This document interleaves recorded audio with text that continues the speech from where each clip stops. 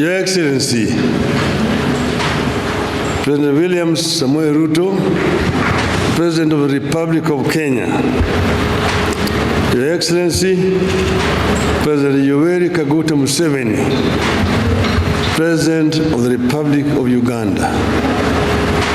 Your Excellency, President Mama Suluhu Hassan, President of the United Republic of Tanzania. Your Excellency, President Salva Kiir, President of the Republic of South Sudan. And Your Excellency, Baba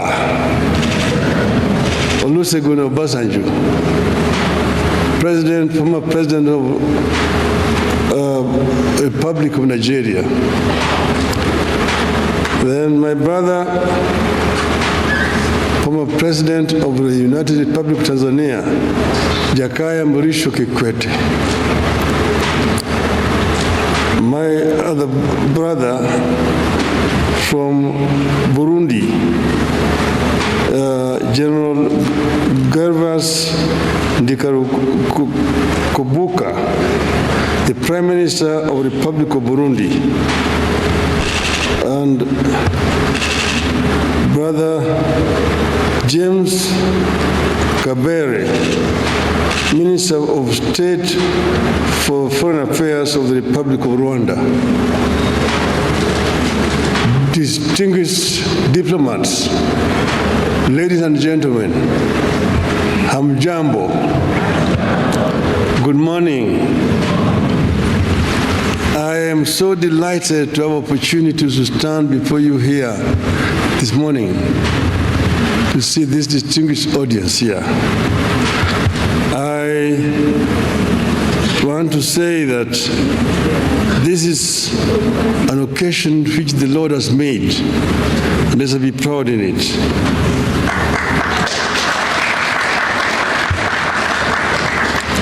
Today, I stand before you here as a candidate for the chairperson of the African Union Commission. I'm personally encouraged and humbled by the collective support for my country and the Eastern African region. The official unveiling of my candidacy as Kenya's nominee for the chairmanship of the African Union Commission is a major impetus and milestone in my bid. And I'm so happy that my brothers and sisters have taken time to come and be here physically and personally today.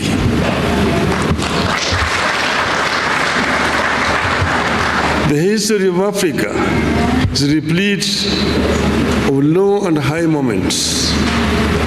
Africa is widely considered the birthplace of mankind, whose political organization was reflected in great kingdoms across the continent. And as of today, the oldest species of humanoids has been discovered in this region.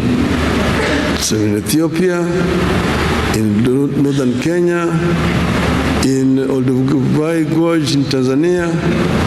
So there's no doubt that this is the home of mankind.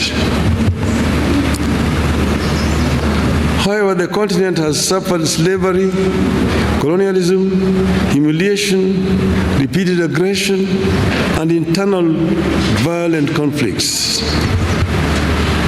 However, Excellencies, like the legendary Phoenix, Africa has risen from the ashes of these historical atrocities to make a full-blown arrival on the global stage. Consequently, you have heard slogans such as African Renaissance and Africa Rising.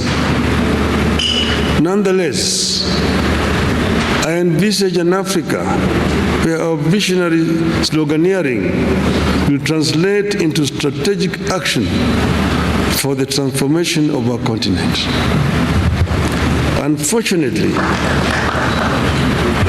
even as we rise our continent still grapples with emerging challenges and vulnerabilities, including identity conflicts and wars, hunger, poverty, violent extremism, advanced climate change, acute unemployment among our youths, transboundary pandemics and infectious diseases such as mpox and other threats to human security and dignity. My plan is to work with you, Your Excellencies, and make the AU more people-centered and serve the interests of the vast voiceless majority of Africans. The African people should feel the AU in their lives. Excellencies, if elected chairman, I propose to utilize the transition period to critically analyze the existing proposals for reforms and building capacity of the AU Commission. The ultimate aim is to follow up on the implementation of the reports so far formulated. Certainly, the story of Africa is not all gloom and doom. Thanks to the work Your Excellencies are doing, Africa has been on an upward and positive trajectory in recent years. In February, the African Development Bank reported that Africa will account for 11 of the world's 20 fastest growing economies this year. The continent is set to remain the second fastest growing region after Asia. I deeply appreciate your efforts in restoring hope on the continent, and it is my wish to have a chance to complement your efforts as AU chairperson. Excellencies, throughout my leadership and service to the public, I have noted the significance of defining strategic goals and appreciating the influence of political dynamics on the outcomes of these goals. So decision-making must be backed by a balance between policy and geopolitics. I plan to work with you, Your Excellencies, to integrate this continent. You are one people who unfortunately are trying too hard to separate from each other. I have traveled the length and breadth of this beautiful continent, and I have seen the faces of Africa's future. I was involved in peace negotiations in Burundi with Mwalimu Nyerere. I was involved as the mediator of the AU with the conflict in Côte d'Ivoire. I was involved in Mozambique. So I understand the continent. And I see the faces of our children, full of hope and energy, and unbound by the borders of yesterday. I dream of an Africa where those borders and colonial languages no longer divide us. We don't want to see Africans to be divided as Anglophones, Francophones, Lusophones. I want them to be Africaphones.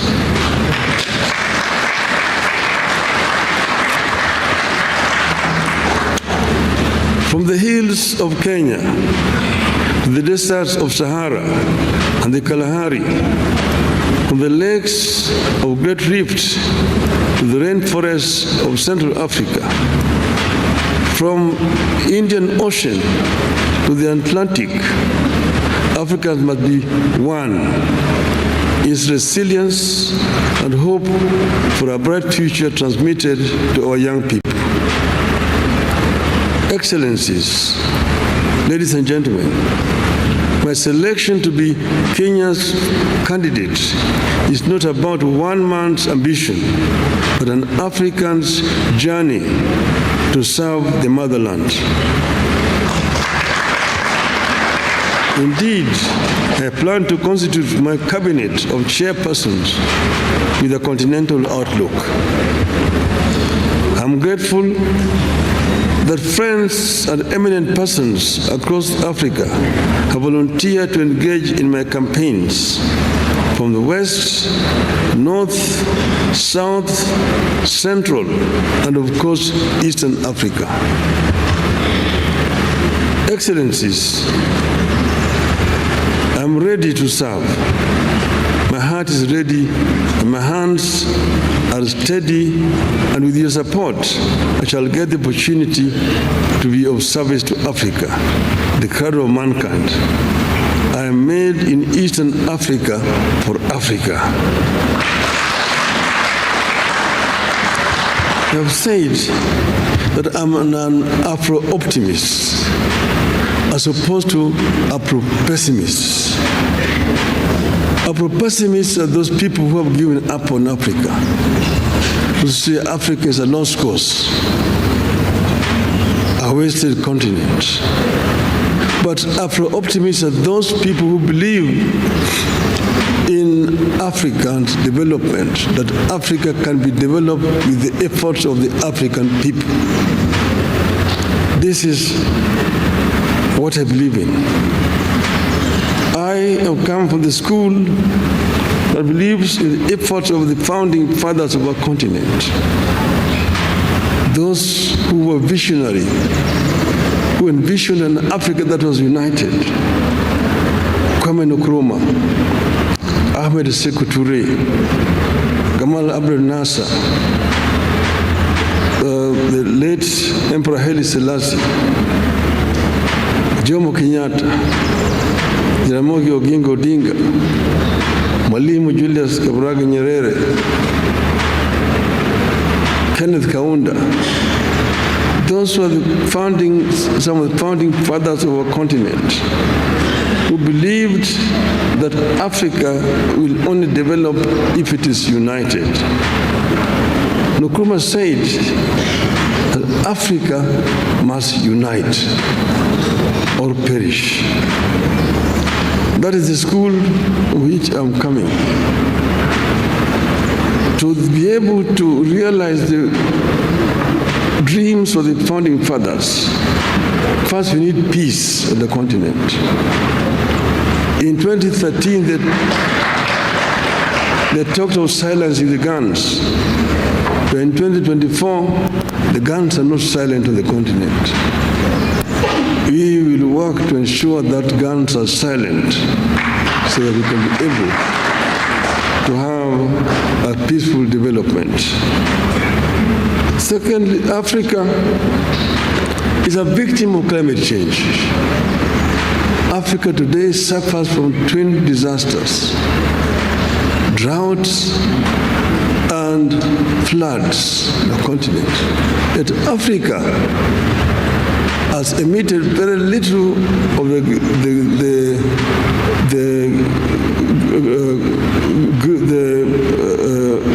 carbon that is polluting the world. So Africa needs to be compensated. But this will not come if Africa goes to negotiate as individual countries. If we go and talk as Kenya, as Uganda, Tanzania, Nigeria, Mozambique, Egypt, or Algeria, the rest, those major offenders will not listen to us. But when we go and talk as Africa, they must listen to us. We'll be able to get a fair deal on the issue of climate change. We also need to green Africa. But Africa is also home to the second largest carbon sink in the world, the Congo forest. But how do we continue to green Africa, to arrest desertification, southern advance of Sahara Desert? These are issues, they are challenges which we are equal to.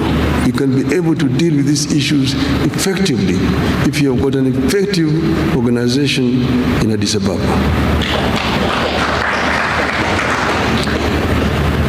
African youth today drown in the Mediterranean, trying to get to greener pastures in Europe.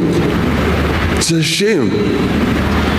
We must arrest this trend and ensure that we create conducive environment within the continent here. And this youth will not have to flee to go to Europe.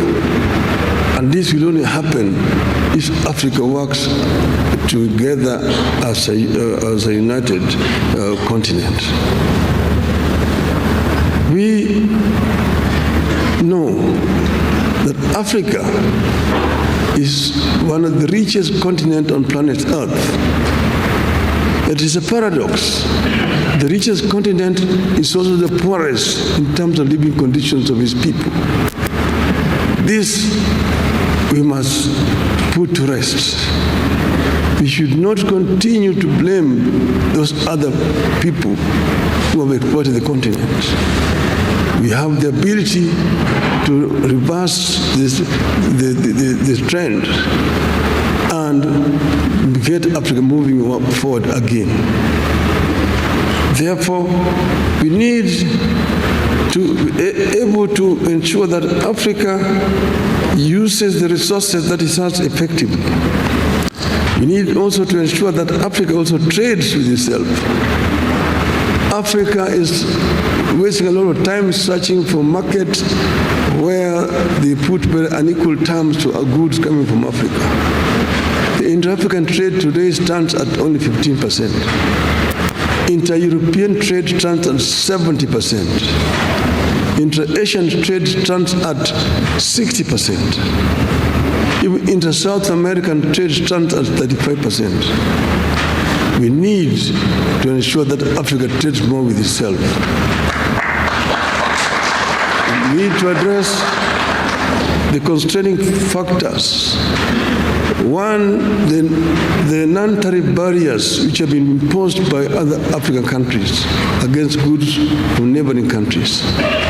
More importantly, we need to address the issue of infrastructure development in the continent that will make it easier for African countries to trade with each other. I have been the High Representative of African Union on the issue of infrastructure. So I know the major challenges that Africa faces in the issue of infrastructure. The trans-African highways, the Cape to Cairo, the Tunis to Cape, the Dakar through Khartoum to Djibouti, the Dakar, Lagos to Mombasa, the Beira to Lobito and Walvis Bay, the high-speed railway networks in the continent, those are issues that require to be dealt with. The LAPSET, the Lamu Port, South Sudan, Ethiopia, that will continue through Bangui and go all the way to the Cameroon port of Kribi, creating a land bridge that links the Atlantic Ocean and Indian Ocean and opening up the interior landlocked countries within the continent. These are some of the issues that can be dealt with and we'll deal with. Then connecting Africa through high-speed fiber optic network. And then to facilitate faster communication. Then the issues of air transport.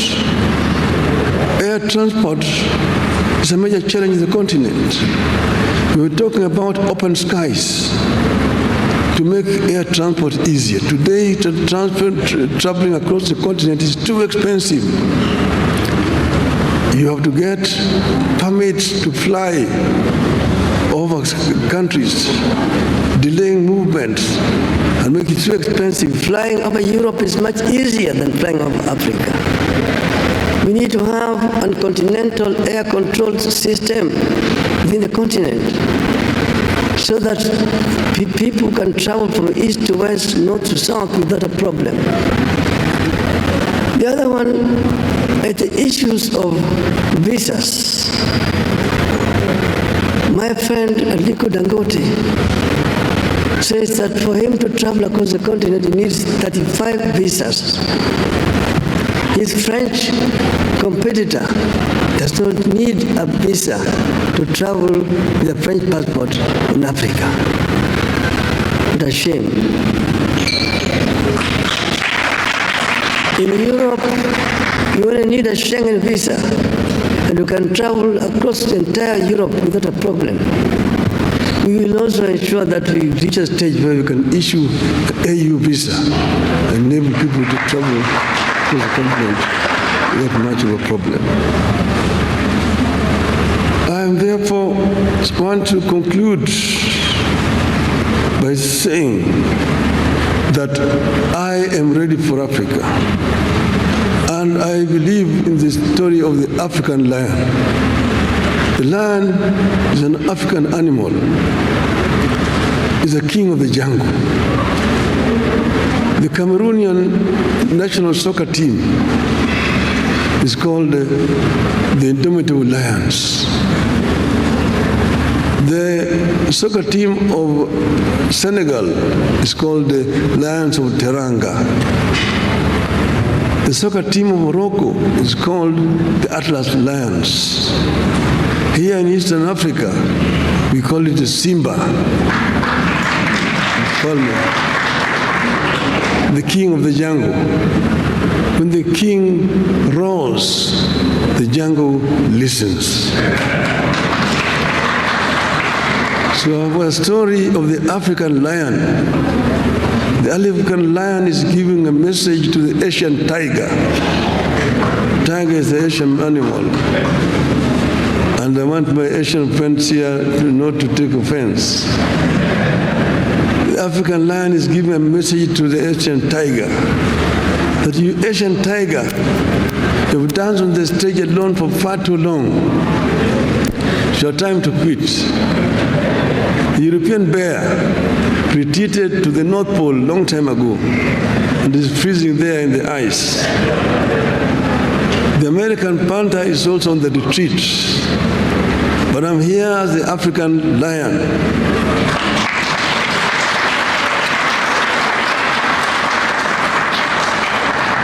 I've been asleep in the jungles of the Congo, but now I'm awake.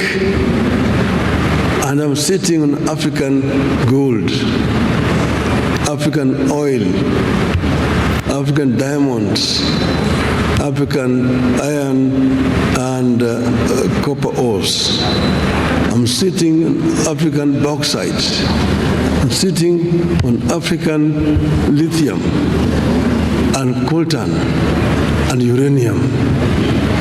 And I have the ability to transform all these materials that I have into wealth for the benefit of my people and claim the 21st century as an African century. End of the message from African Lion. Thank you very much, ladies and gentlemen.